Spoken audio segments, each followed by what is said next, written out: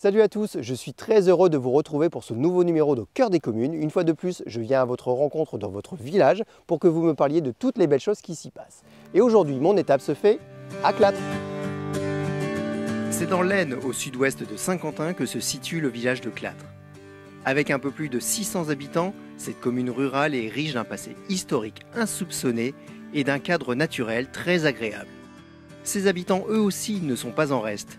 Ils vont me surprendre par leur dynamisme et leurs initiatives. Je vais donc avoir la chance de rencontrer Odon, qui du haut de ses 85 printemps, va me parler de ses escapades en Harley-Davidson et de sa pratique de l'orgue. Pour la pause déjeuner, Janine va me préparer une bonne soupe maison avec les légumes de son potager. Et ensuite, elle m'en dira plus sur les recherches historiques qu'elle mène dans un cadre associatif. Pour terminer, je me rendrai à l'école où m'attendront Aurélie et Fabrice, tous deux enseignants, ainsi que quelques membres du conseil municipal des jeunes. Entre projets pédagogiques et stratégie de jeu, je ne suis pas au bout de mes surprises. Mais pour commencer, je rejoins Jean-Louis, le maire du village, qui m'a préparé une promenade pleine de surprises et de découvertes. Bon, Jean-Louis, merci de m'accueillir ici, dans votre commune, de Clastres ou de Clatre? Je pose la question tout de suite. Bonne question. Alors, pour ma part, je pense qu'il faut parler de Clatre, et comme ça, on ne confondra pas avec le village voisin de Castres. Au moins, comme ça, les choses sont claires. Exactement. Bon, bah c'est parfait. Voilà. Donc, maintenant que je suis à Clatre, vous m'avez donné rendez-vous ici, donc au pied de la mairie, parce que il me semble qu'il y a un projet de sentier du patrimoine qui va permettre de découvrir des endroits remarquables et faire un petit peu le tour du village, c'est ça? Exactement. On a la chance d'hériter de l'histoire, d'éléments importants. Et on va créer un sentier qui va autour de Clatre amener aux différents éléments de l'histoire. Avec une première étape, là juste à côté, au pied de l'église, une tombe de soldats napoléoniens. Oui, le cuirassier joli. Et je pense qu'il y a Matisse qui nous attend pour en parler.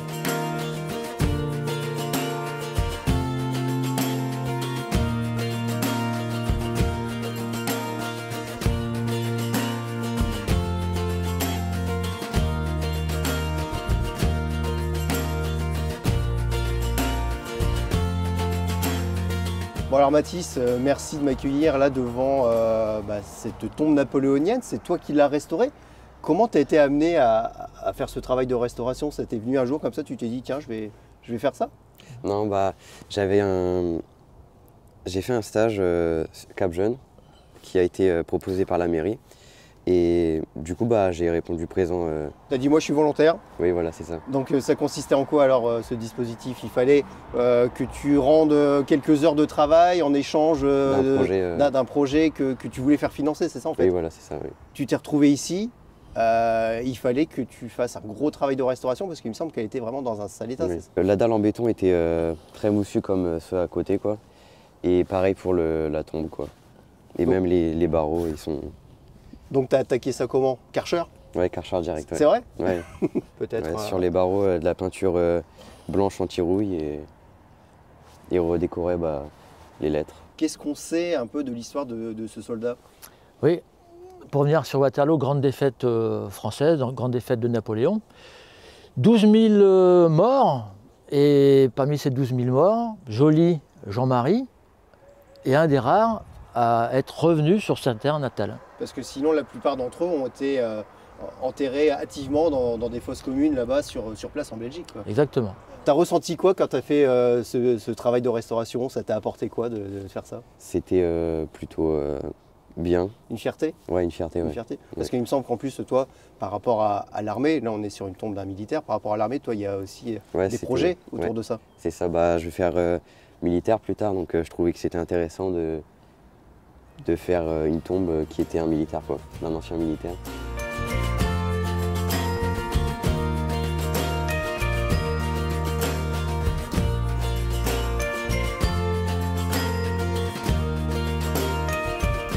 Jean-Louis, concrètement, ce projet, voilà, il est mis en place pourquoi?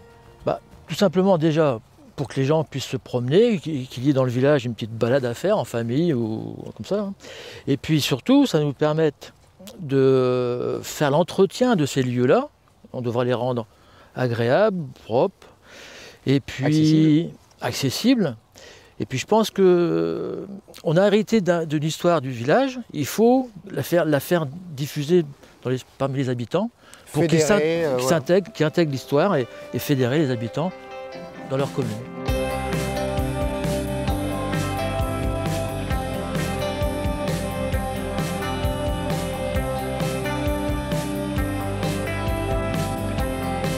Vous m'avez amené devant cette chapelle, c'est bien ça, c'est une chapelle un petit peu perdue au milieu des champs. C'est quoi sa particularité, c'est quoi son histoire? Alors ça s'appelle la chapelle Joly, Joly-Vigneron. Monsieur Joly était conseiller municipal et il y a quelques années, hein, ça. En 1800, autour des années 1870. Et le conseil municipal voulait mettre une horloge.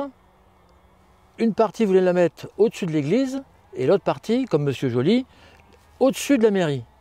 Il n'a pas eu gain de cause et il a dit « je ne passerai jamais sous cette horloge à l'église ». Et donc il avait construit cette chapelle pour lui et ses parents, sa femme. Et sa femme a été la première à être dans cette chapelle.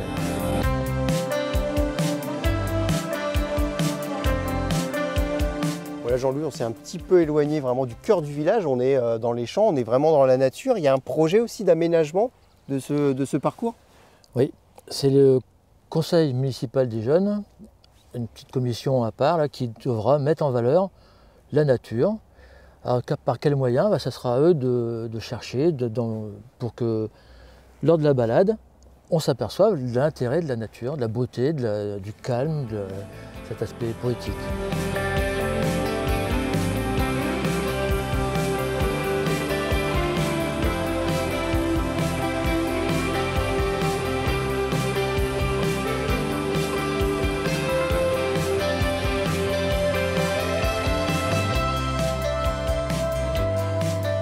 Alors là, derrière nous, on voit une ferme. Ouais. Elle a toute une histoire aussi, puisque au temps du Moyen-Âge, il y avait déjà un château féodal. À l'emplacement de la ferme? À l'emplacement de la ferme. Après, ça a été détruit. En 1900, il y a eu une jolie maison bourgeoise. Et il y a toute une histoire. Et en lien même avec l'affaire Dreyfus, la famille Mornard, l'avocat. Bon, il faudra peut-être revenir, il y aura peut-être sur ce sentier tous les renseignements. Et je pourrais avoir les explications, Voilà. Je pourrais avoir mon téléphone, je pourrais avoir le QR code et j'aurai tout. Avec le QR code, vous aurez tous les renseignements. Ah bah je reviendrai Jean-Louis, c'est voilà.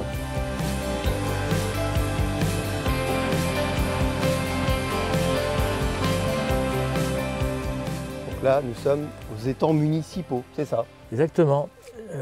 Chaque personne, de Clatte ou d'ailleurs, peut venir pêcher.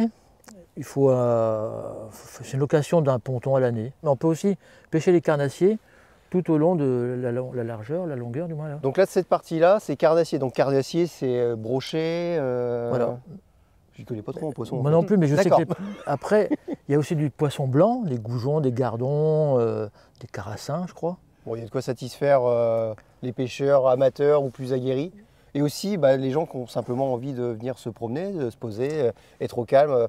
À l'ombre aussi, parce que là, les arbres ont perdu leurs feuilles, mais l'été, on peut venir, je pense, pendant les grosses chaleurs, venir chercher un peu de fraîcheur. Le sentier de randonnée, là, il fera le tour, il fait tout le tour de l'étang pour repartir en village. Alors justement, je vais vous abandonner ici, je vais retourner au centre du village, mais je ne vais pas y aller à pied cette fois-ci, parce que je crois que je vais rencontrer Odon, et Odon va venir me chercher en moto. Ah, ouais, d'accord. Bonne balade alors. Merci. En effet, chose peu commune, je regagne le cœur du village en moto. Et en Harley Davidson, s'il vous plaît. Au guidon, c'est Odon. Et il m'emmène au pied de l'église, et ensemble nous allons parler de ses aventures en 2 roues et de sa passion pour la musique d'orgue.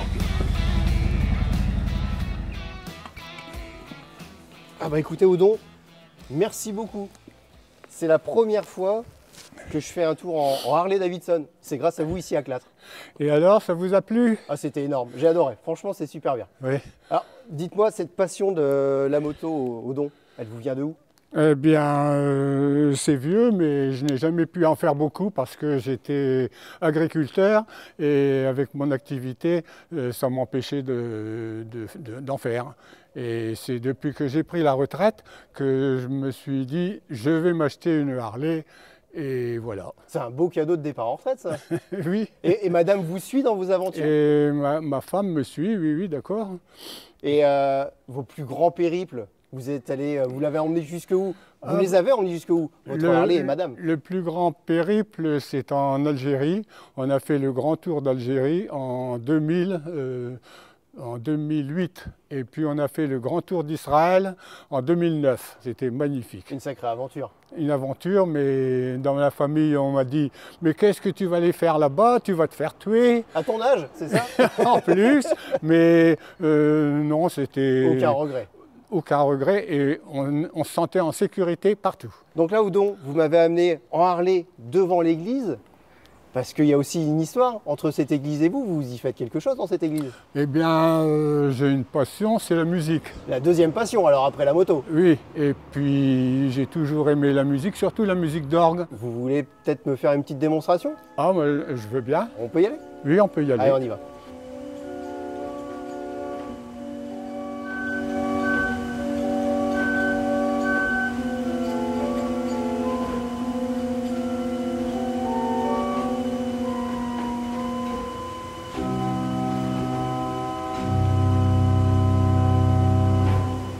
Oudon, bravo. Mais je connais, ça c'est Morane, c'est ça? Oui, c'est Morane qui a chanté sur un prélude de Bach, mais en fait, c'est un prélude qui a été arrangé pour sa voix et qui a été écrit en mi bémol majeur, alors que Bach l'a composé en do majeur. Là, on est devant un orgue ou un harmonium? Vous m'avez parlé des deux tout à l'heure, il y a une petite différence, donc là c'est un orgue.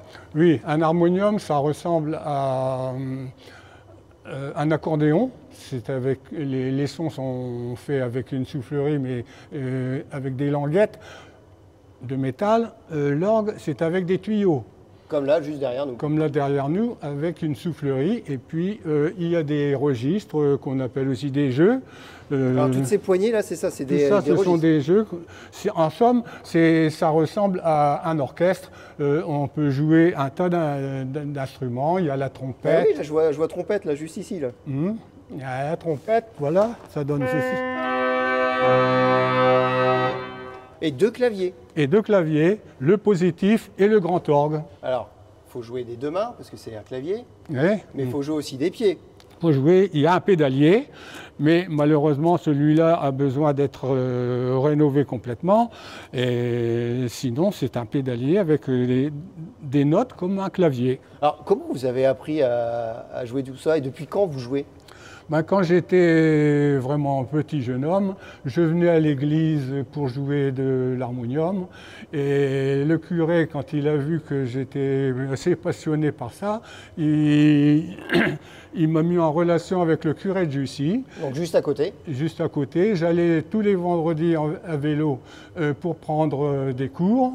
Et je travaillais à la maison la semaine parce que mes parents m'avaient acheté un harmonium. Ah, vous me disiez aussi que vous avez eu cette première phase d'apprentissage. Après, il y a eu une grande pause et vous avez repris les cours il n'y a pas si longtemps que ça encore. Non, il y a une vingtaine d'années quand même. Oui, ça passe vite. Ça passe vite. Après ma carrière professionnelle d'agriculteur, j'ai pris des cours d'orgue à Saint-Quentin et c'est une dame professeure aveugle qui m'a donné des cours. Ah, vous me racontiez une anecdote assez particulière sur cette dame, Madame Olivier, on peut citer son nom. On peut citer, oui. Elle réussissait à voir que vous trichiez un petit peu sur certaines de ses consignes alors qu'elle ne pouvait pas vous voir.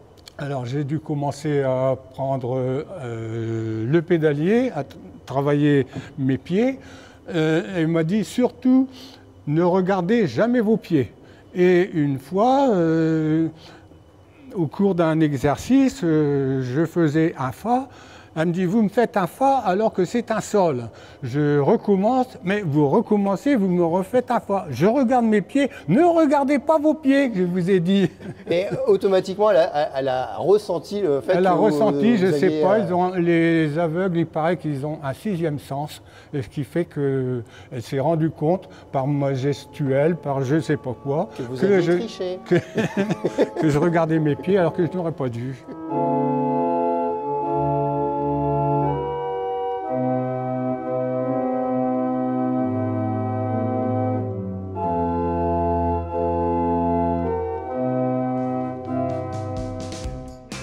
c'est le moment de la pause gourmande.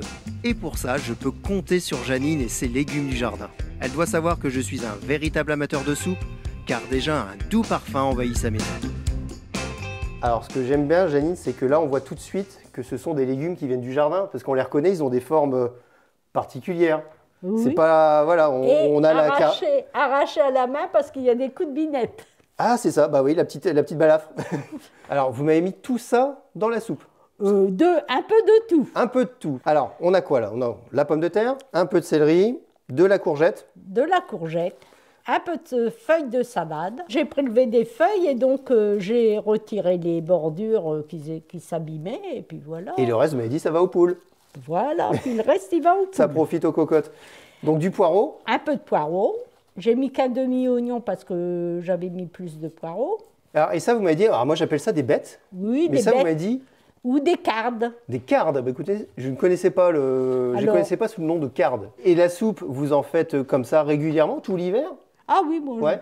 tous les soirs, je mange ma soupe. Mais bon, avant, le jardin, c'est un petit travail quand même. Et vous me disiez aussi que, notamment pour les courgettes, vous faites les graines vous-même. Ah oui. Donc Bon, c'est-à-dire, c'est très facile. Hein, c'est très facile, mais bon, voilà, j'ai pas de jardin, donc... Et quand vous épluchez une courgette, que vous allez l'avoir épluchée, vous la coupez. Dedans, il y a toutes les graines. Vous retirez les graines, automatiquement, vous ne les mettez pas à la soupe. Évidemment. Et donc, les graines, vous les prélevez et vous les mettez sécher. Tout l'hiver, on attend, et ça sèche dans un coin. Calmement, hein, pas en source de chaleur. Ah, faut pas les mettre sur le radiateur. Non, non, non, c'est pas très recommandé. Hein. Et au printemps, Au printemps. directement comme ça dans la terre, à la volée?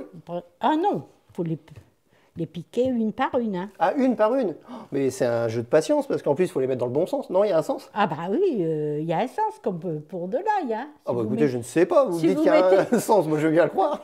Si vous mettez l'ail, les racines en l'air, ils ne pousseront jamais vos C'est pas faux, effectivement.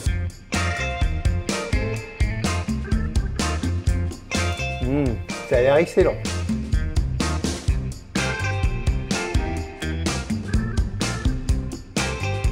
Pendant que nous dégustons sa délicieuse soupe fait maison, Janine m'apprend qu'elle s'intéresse aussi à l'histoire de son canton. Et elle va me raconter comment, presque par hasard, elle s'est retrouvée membre d'une association.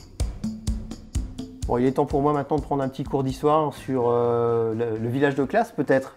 Parce que vous me disiez tout à l'heure, vous faites partie d'une association. Oui, Mémoire du canton. Alors c'est quoi cette association Mémoire du canton? Ben, on travaille sur le patrimoine des villages. Alors vous parlez de canton, mais c'est l'ancien canton Saint-Simon, c'est ça? Ah oui, c'est l'ancien canton de Saint-Simon. Bon. Et vous faites partie de cette association depuis combien de temps? Ben, moi, ça fait environ 12 ans. L'association a 20 ans.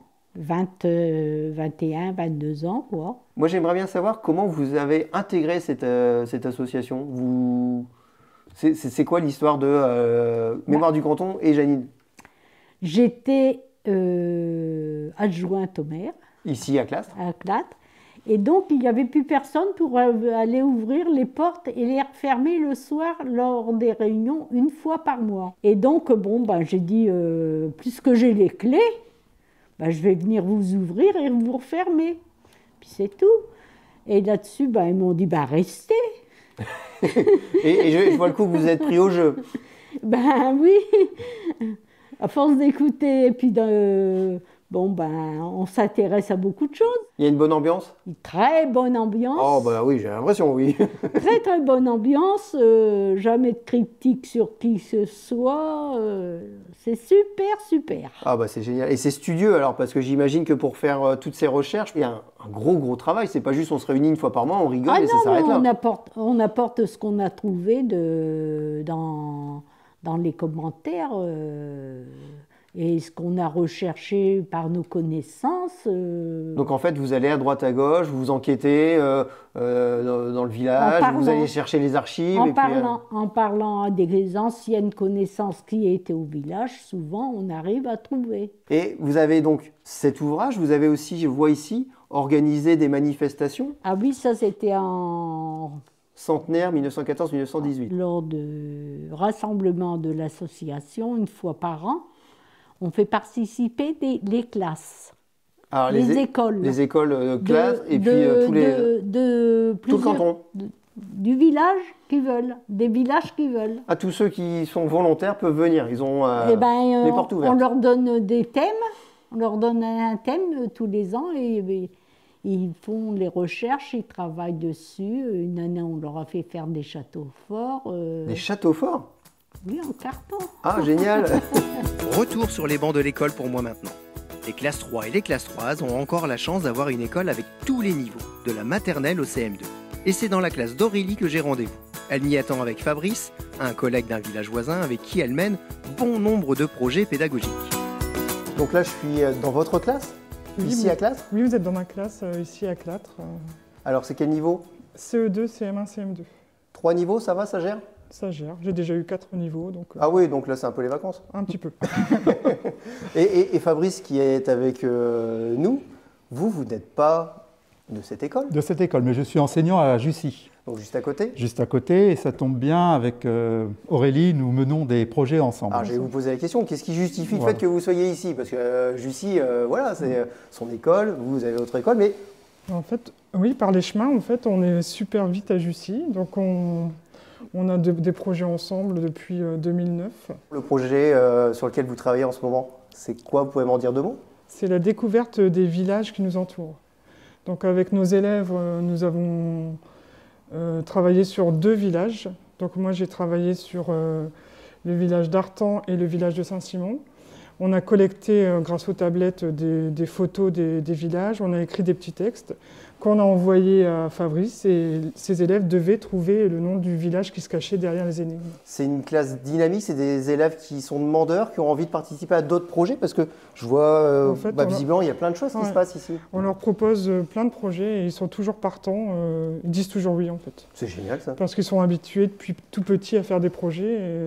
Et être dans une dynamique comme ça, où et tous les ans, on ne reste pas dans une routine, Ah, non. français, maths, etc. quoi. Bah non, mais on fait du français et des maths autrement en fait. Alors, quelles sont les compétences développées pour ce projet? Ça m'intrigue, là, on dirait un petit théâtre de marionnettes, c'est quoi? En fait, on a répondu à l'agglo de Saint-Quentin qui nous a proposé un projet qui s'appelait Patrimoine urbain, rêve pour demain. Donc il y a 2 artistes qui sont allés voir les anciens du village, ils ont été interviewés. Nous, on a écouté les interviews. En fait, ils ont fait des dessins, ils les ont découpés, ils ont remplis avec des filtres. Voilà. Ouais, j'ai un petit fil de couleur, là, voilà. effectivement. Et après, on a fait 2 groupes. On a fait un groupe qui est allé avec la lampe de poche et un groupe avec le rétroprojecteur. Ah, l'idée, c'est de faire des ombres chinoises? C'est des ombres chinoises et en fait, ils devaient inventer une histoire. Et l'histoire a été filmée et après, ça a été passé à la médiathèque de Saint-Quentin, une journée juste pour ce projet. Parce qu'il a été tourné dans plusieurs villages autour. Une immense fierté pour eux, je suppose. Ils étaient heureux.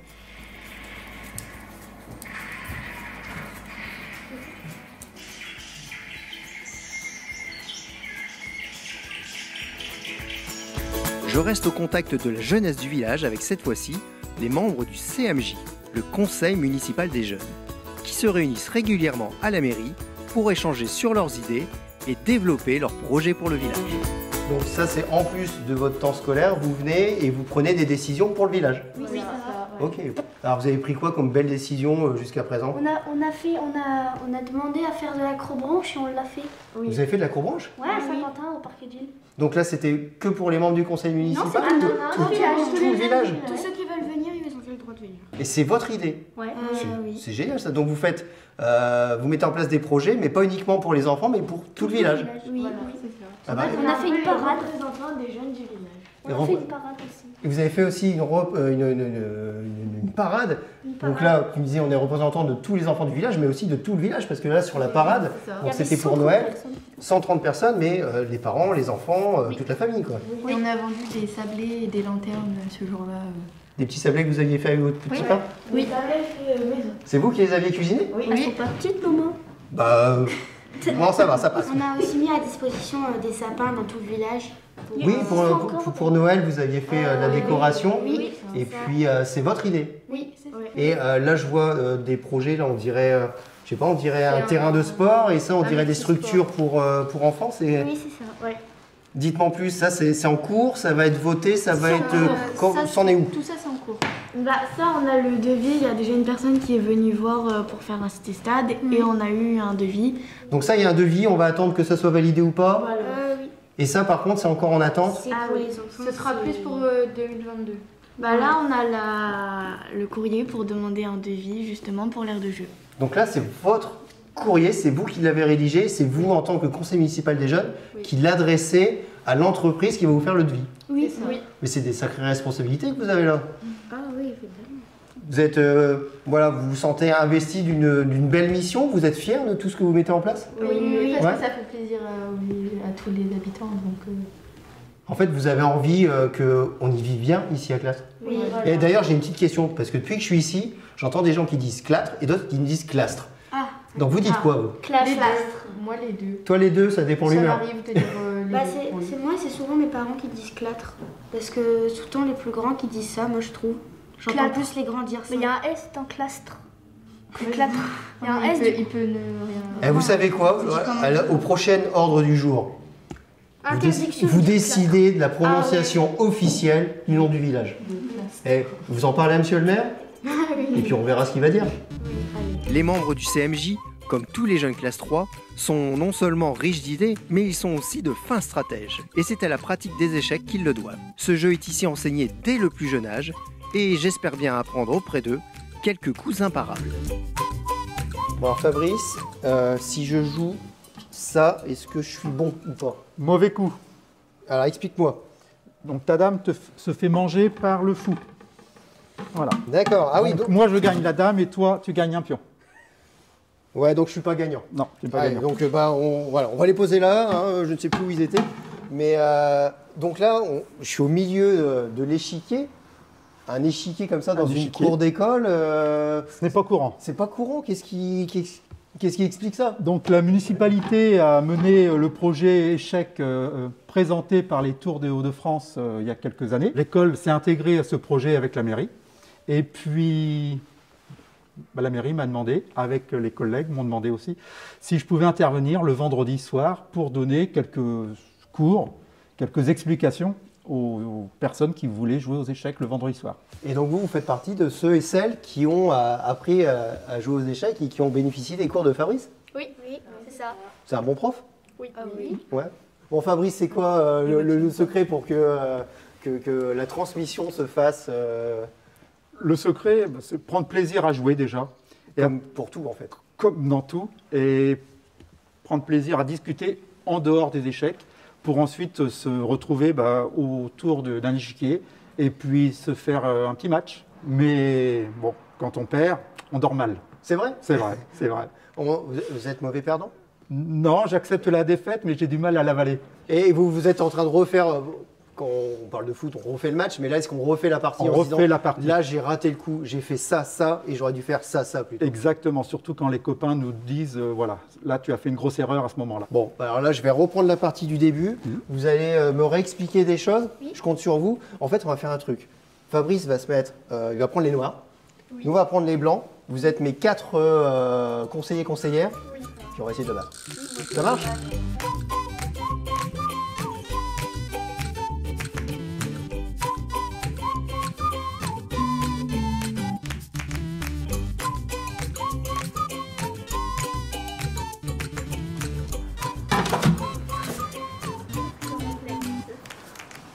Bon, alors je crois que là, on s'est fait prendre un cavalier, c'est ça? Effectivement. Bon, la situation, je pense, n'est pas perdue. On va continuer notre partie, on va rester bien concentré. De toute façon, j'ai mes 4 coéquipiers, coéquipières pour nous amener à la victoire. J'espère que vous avez passé un agréable moment en notre compagnie ici à Clastres. Moi, je vous dis à très vite Au cœur des communes. Et en attendant, échec et maths, c'est au bout de la partie. Là. On y va? Qu'est-ce qu'on joue là?